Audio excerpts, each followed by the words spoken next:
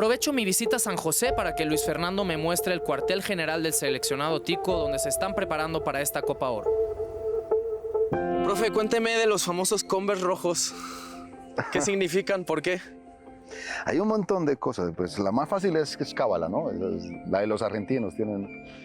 Pero yo siempre que tengo estas cosas, yo siempre pienso en cómo me acerco a un grupo. Yo si pudiese tener el mismo uniforme para cuando estuviera dirigiendo el equipo, me pondría en la raya con todo el uniforme, pero lógicamente no se puede. Es irreglamentario, tengo que tener una ropa diferente. Pero esto es un poco la unión que tengo siempre con el grupo. El rojo, sobre todo, por ejemplo, de Costa Rica. Y siempre que cuando empezó esto, a los jugadores les gustó. Entonces ya es una cuestión de comunidad. Bueno, casi que en un partido, si yo llegara con otros zapatos, ya lo ven raro. Casi que me devuelven, ¿no? Entonces ya es una situación donde ahí el primer sentido de unidad que tengo con el grupo son los zapatos. ¿Cambia mucho el Luis Fernando Suárez de la cancha, del día a día, aquí con el futbolista, o cuando está en la banca, o cuando dirige desde la línea al que nos podemos encontrar afuera tomándonos un café? No cambia mucho. Yo lo que tengo algo ya, pues a mí los años ya me dan como para pensar como mucho más macro y yo elegir, por ejemplo, entre mis asistentes, la parte operativa. La parte operativa es de cada uno de ellos. Entonces yo me manejo por aquí en un lado, en otro lado. De pronto si tengo que decirle algo a alguien, me acerco a él y le digo, mira esto. Yo tengo por lo general siempre alguna, la mía no es corregir. Cuando yo si están haciendo algún movimiento táctico, de pronto paro la práctica y le pregunto al jugador, ¿hiciste ese movimiento bien o mal? Y bueno, como que quedo dudando primero si lo hizo bien o mal. Y si le digo, profe, me equivoqué. ¿En qué te equivocaste? Básicamente es como decir, bueno, que él sea el que solucione ese problema. Creo que no miré al jugador, me seguí por la pelota o estaba mal perfilado. Si es él el que él lo detecte, ¿no? ¿Qué ha sucedido aquí? Y eso le sirve más. No que yo le diga, no, es que te equivocaste por esto. Y tienes que hacer esto y esto y esto, entonces lo limitas a lo que tú digas, más a lo que él tiene que decidir. Es más a una apertura que de poner a pensar. Eso hago. ¿Cuál es el nivel de formación en el país? ¿Cuál es la realidad de Costa Rica en ese sentido, en la formación de futbolistas, en la infraestructura para formación de futbolistas? Hay una cultura en sí de la gente que es buena y que me parece que es aprovechable. La gran mayoría son de escolaridad alta. Creo que no hay, el analfabetismo es cero acá, y eso me parece que eso es también muy bueno, porque puedes hablar con los jugadores y ellos entienden determinadas cosas. Entonces yo lo que le agregaría a esto es que hubiese centros donde se pudiera trabajar. Hay algo que a mí no me gusta, pero es cuestión de gustos. Que hay muchas canchas que son de grama sintética. Me parece que el fútbol es distinto allí, no se juega igual. Entonces me gustaría que existiera, por ejemplo, que las posibilidades del juego en toda competencia, no solamente a nivel de lo profesional, sino a todo nivel, fuera con grama natural, porque el fútbol se juega diferente, entonces se podría aplicar de una manera distinta. Creo que elementos hay herramientas para que eso se dé, La cuestión es que nos demos cuenta nosotros de que hay que dar ese pasito, de que hay que construir en esa situación para que la cosa sea distinta. Muchas gracias. A ustedes, muy amable.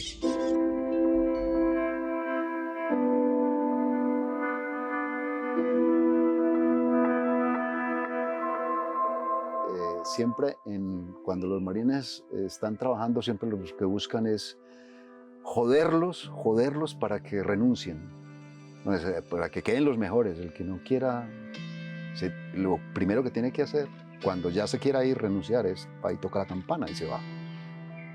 Entonces yo siempre les muestro el video y digo, el mensaje que el tipo da es: nunca toques la campana. ¿Sí?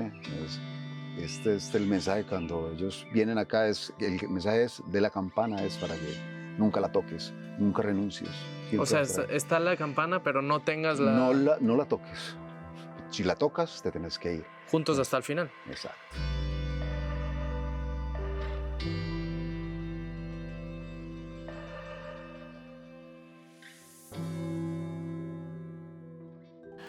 Bienvenido a la pizarra, profe.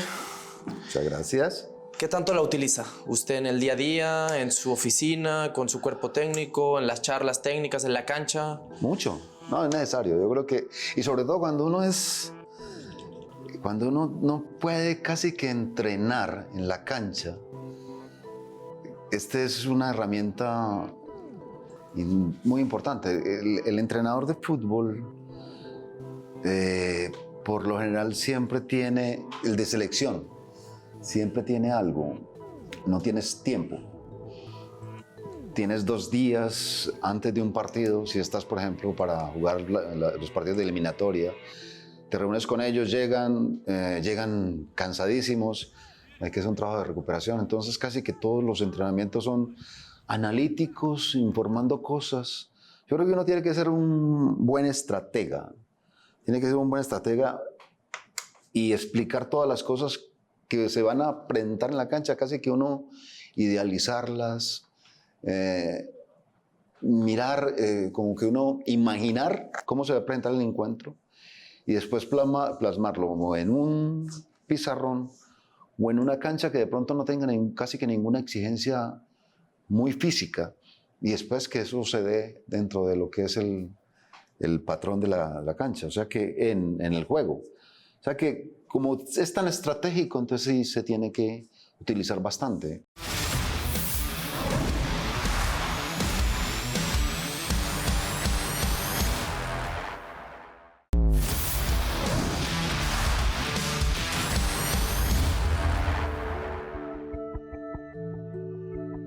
Profe, puso una línea de 5, porque los rojos son Ajá. los ticos, Costa Rica. ¿Por qué línea de 5? Lo hemos visto que lo ha utilizado, quizás preferencialmente también lo he escuchado por ahí decir que la línea de 4 le gusta mucho más, pero ¿por qué la línea de 5? Porque es lo que más le gusta al fútbol tico. Es como, se acostumbraron a esto y en determinado momento eso desde acá, si vamos a empezar como a hacer un cambio, que es como la idea, desde acá es que deben empezar a generar ese cambio. ¿Qué tiene es la línea 5? Siempre busca de alguna manera el fútbol de acá, de Costa Rica, de tener esta seguridad de los 3 defensas centrales y darle mucha soltura, mucha salida a los 2 marcadores de punta, que determinadamente casi que se vuelven extremos, ¿sí? Que una de las circunstancias en las cuales uno tiene que estar buscando es que estos están acostumbrados mucho a atacar y a ocupar un espacio, pero no a defender. Entonces, un poco esa es la situación. ¿Por qué razón se da eso? Porque siempre el equipo está con 3 en zona de ataque. ¿Cómo se puede cambiar en determinado momento eso jugando con línea de 4? ¿Sí? Que es un poco lo que, si es 4-4-2 o 4-3-3 y todas estas situaciones que en el sistema, que en determinado momento es una foto que sistema yo lo veo como una foto, pero después lo más importante es la movilidad que uno tenga sobre eso. Es que en determinados momentos uno tenga la posibilidad certera de que, aunque esté atacando, aunque tenga 2 marcadores de punta que vayan mucho al ataque, que también tengan función defensiva y que si en determinado momento estamos atacando por otro lado, ese 3 sea con el otro lateral. O en determinado momento que uno de los volantes se meta y que siempre siga siendo fuerte. Esto defensivamente, como vamos a marcar atacando, en fin, tomar el hombre y todas estas situaciones. Pero entonces, dentro de las circunstancias que esto se da, jugando con 5 o jugando con 4, dentro de lo que yo siempre busco hoy en el fútbol que se da, y muy fácil es, el fútbol sigue siendo lo que siempre digo, el fútbol es un juego, sigue siendo un juego de espacio y tiempo. Hoy hay menos espacio y menos tiempo. Entonces, ¿qué es lo que tenemos que generar nosotros en el ataque? Es que cuando se da esas circunstancias, el equipo contrario tenga, que se abra para nosotros aprovechar esos espacios, esos tiempos. Entonces, ¿qué hace uno? Fijar marcas. Eso ahora se habla mucho de fijar las marcas. Pues, ¿para qué? Cuando uno está atacando debe ser amplio y profundo, ¿sí? Entonces, Cuando uno se amplía el campo, amplía el equipo contrario, entonces tiene un poquitico más de espacio. Generar los espacios. Generar los espacios. Pero cuando estás en ataque tenés que hacer distinto, tenés que ser corto y estrecho. Entonces hay veces, pues, lógicamente los equipos contrarios siempre van a estar haciendo eso. ¿Qué están haciendo? Ampliándose ellos para que nosotros nos vayamos con esa marca, fijando marcas, que se dice ahora. Entonces, la idea que yo tengo en lo del fútbol es que cuando estés atacando, fija marcas, amplía la cancha del equipo contrario, genera esos espacios, pero cuando estés defendiendo, cuando estés en la fase de recuperación, que no te fijen los jugadores contrarios, que te fije el balón. ¿Sí? Entonces, en ese sentido es, según donde esté el balón, ya sea en una zona donde podamos hacer presión alta, que sea un equipo corto y estrecho por allí. O sea, no importa regalar la otra banda, No, siempre y cuando el no, balón vas a esté tener aquí el porque te espacio. van a hacer daño aquí. Vas no a allá. tener el tiempo. Hay veces en que un jugador está acá, pero yo creo que si el balón está acá y si este jugador está aquí, es mucho más peligroso en determinado momento que alguien aproveche este espacio, un contrario, que este. Sí, aquí tenés tiempo de recuperar, pero no, aquí ya no tanto. Entonces, que te fije el balón. Lógicamente hay ciertos movimientos que hay que tener claro. Si de pronto este está acá, un lateral tiene que estar fijándose en el balón, pero también fijándose en ese jugador que es lo que está haciendo. Sí. Eso, hablando de perfiles, que en determinado momento eso se ha perdido mucho. Se ha perdido muchos conceptos de esos que son como los más sencillos, que hay veces como que los cambiamos por eso.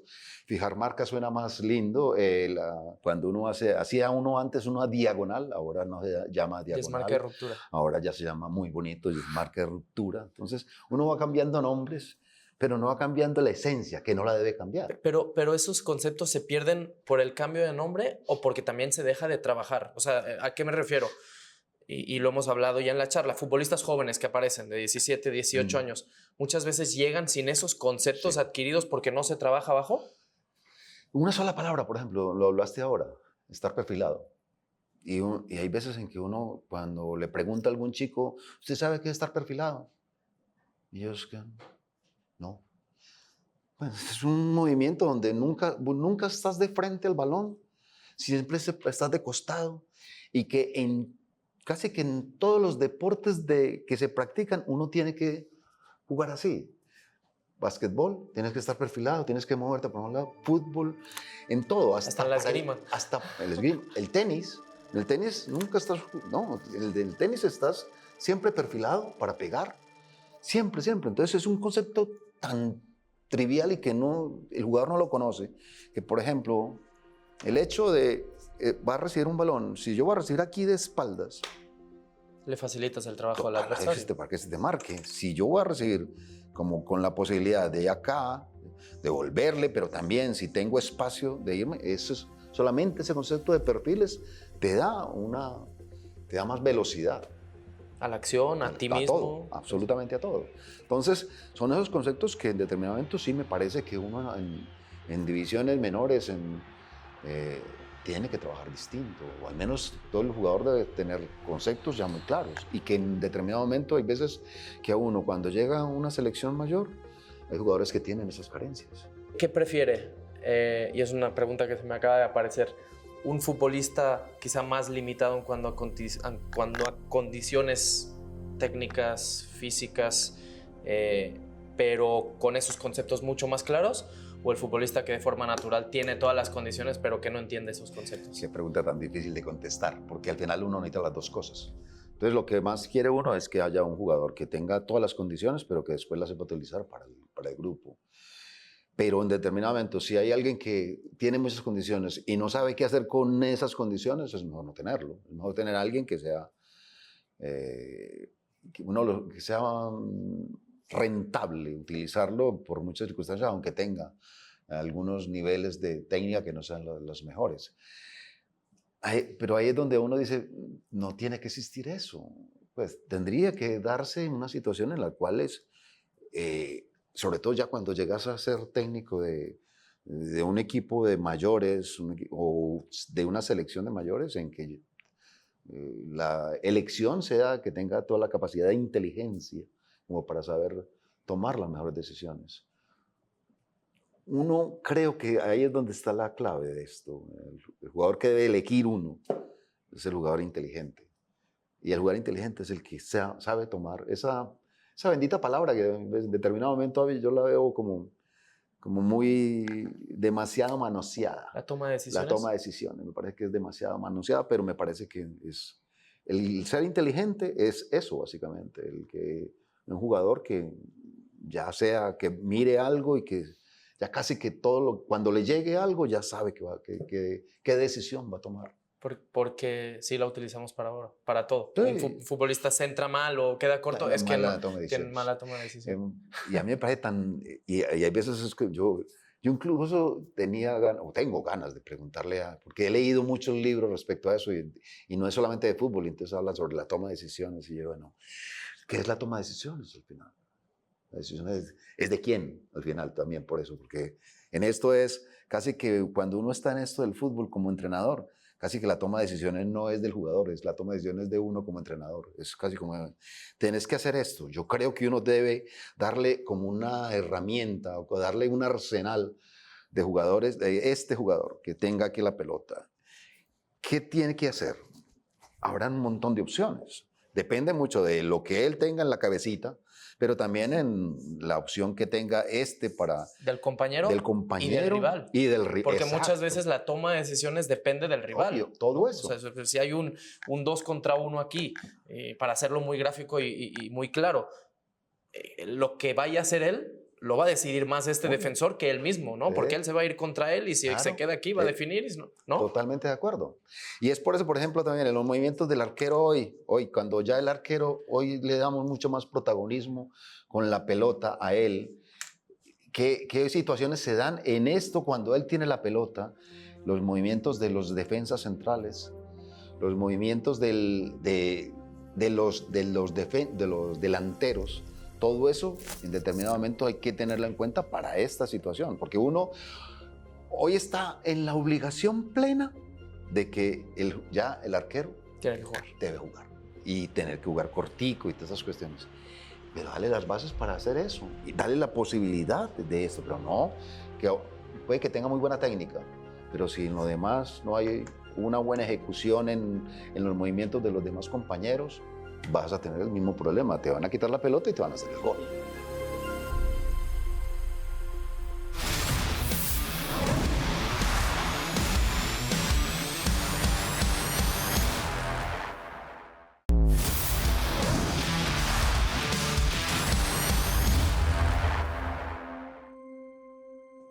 Creo que ya me ha dado alguna pista al respecto, ¿no? Pero quiero escucharlo. Como entrenador, ¿es de los que llega y impone una idea o se adapta al medio que tiene?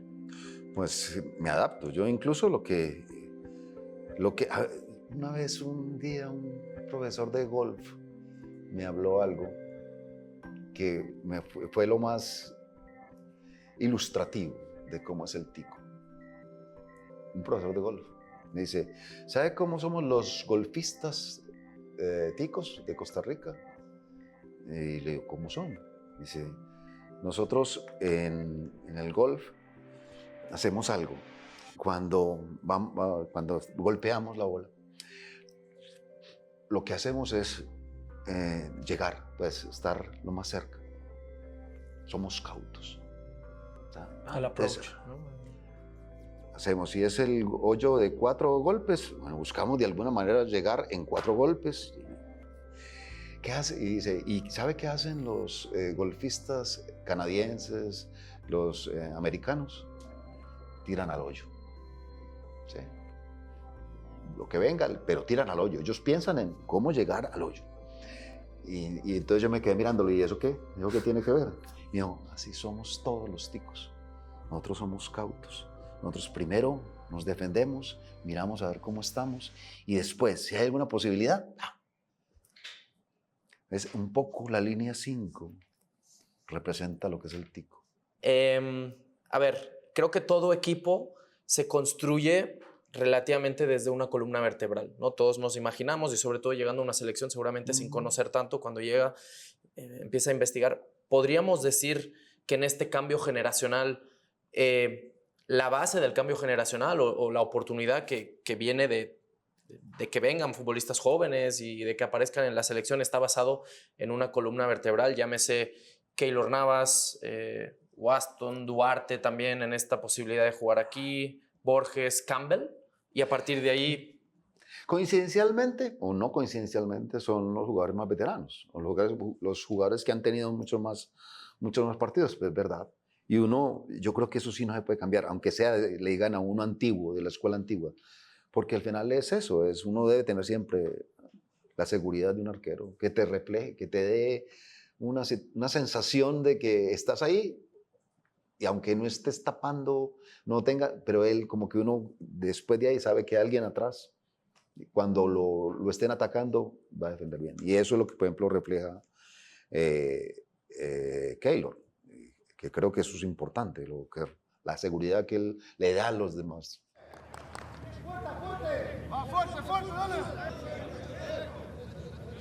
Como dije recién, hay un montón de muchachos que tienen que aprender mucho, pero si tienen para modelar, espectacular. El próximo arquero, el que reemplace a Keylor, debe ser muy buen arquero, pero debe tener un carácter, debe tener una personalidad, porque lo único que van a hacer cuando Keylor no esté es compararlo. Y el día que hagas alguna situación que se da normalmente, un arquero se puede equivocar. Y es donde uno más aprende, es siempre, no, es que si usted hubiese estado Keylor, no. Entonces, ahí es donde ese jugador debe ser, pero de una personalidad, pero de un carácter de esos durísimos, donde lo que venga, yo soy capaz de sostenerme. Eso es bueno, y hay que buscar ese arquero, porque pues lógicamente Keylor no nos va a durar toda la vida, va a estar, en algún momento se va a tener que ir, pero tiene que haber alguien así. Y en los demás puestos igual. Entonces, ese modelar a Celso espectacular, o en el caso de Brian Ruiz, si hay algo que en determinado momento le queda a los Brandon Aguilera, por ejemplo, a los Aaron Suárez, es mirarse ellos, lógicamente, de qué manera con su fútbol progresan. No es repetir a Brian, pero sí que sean conscientes de algo, de que el solo ponerse ese 10 es distinto. El nivel de exigencia es ese. Exacto. ¿Se atrevería a señalar a algunos de estos jóvenes como, no como el siguiente Brian Ruiz, ni como el siguiente Borges, ni como el siguiente Keylor, ¿no? Pero de los que han ido apareciendo, de que si siguen con esas condiciones que ya han mostrado, ¿no? Y con los años y con el progreso, en alguna posición podríamos tener futbolistas muy determinantes de cara al futuro.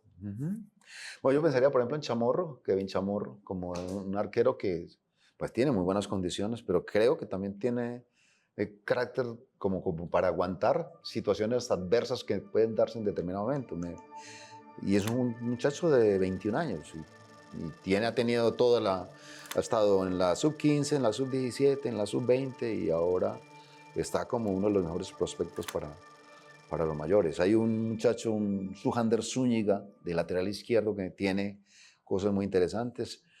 Yo siempre he estado enamoradísimo de un chico que en este momento está en Inglaterra, que es Jewison Bennett, que juega de extremo izquierdo, o a veces lo pongo por extremo derecho, que es jugar demasiado. A mí lo que más me gusta de los jugadores, de todos, es que tomen decisiones ellos, de que sean creativos ellos.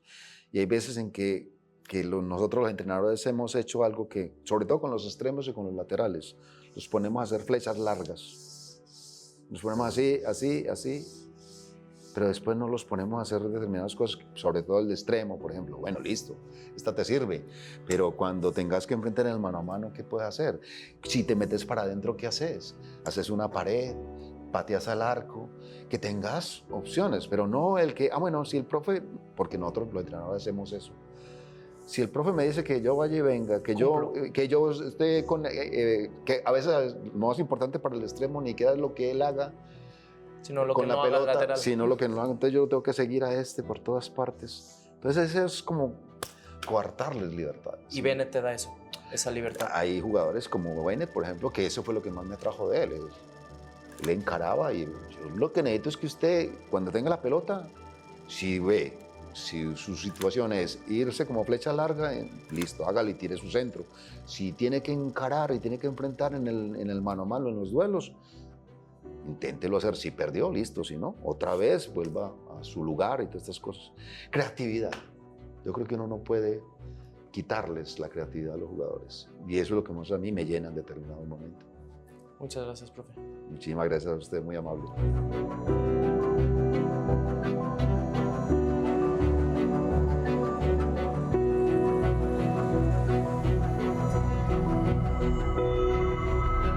Tengo la sensación de haber hablado con uno de esos maestros que tenía en la Masía. Eso sí, vestido con sus infalibles tenis rojos.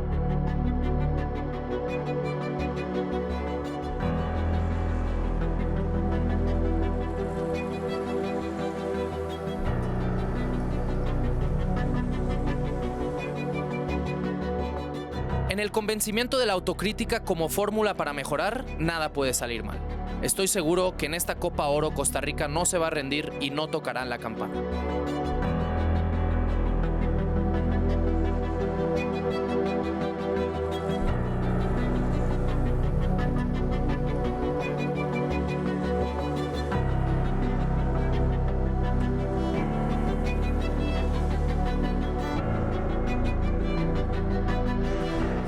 Esto fue Marca Personal con Luis Fernando Suárez, sin duda uno de los técnicos con más historia en el área de CONCACAF. Seguiremos investigando cómo piensan los técnicos de cara a la Copa Oro.